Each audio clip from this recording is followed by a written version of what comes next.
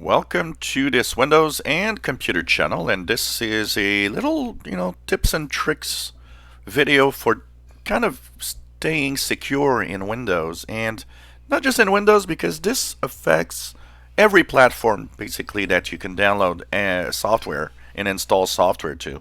It can affect Linux, it could affect Mac OS, and it affects Windows, of course, because most of the software download are done on Windows.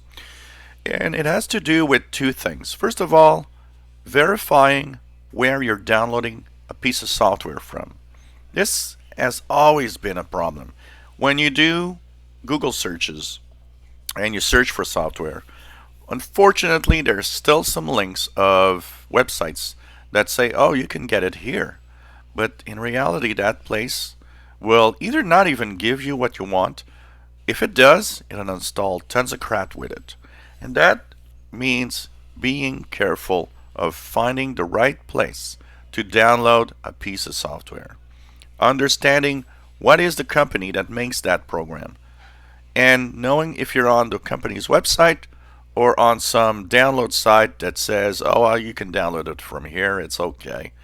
Always download it from the source. Always try to find where and who makes that software.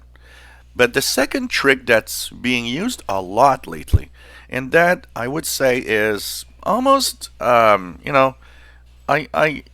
almost want to say, well, you shouldn't download some software sometimes because of that, because they try to lure you into installing other software with it, is bundled software that wants to install with the main program you want.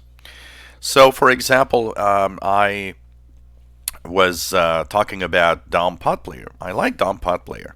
I don't like the way that it deceives you in trying to have you install Avast and even some other software sometimes, and that you have to actually decline, or it's not clear, or remove a check mark.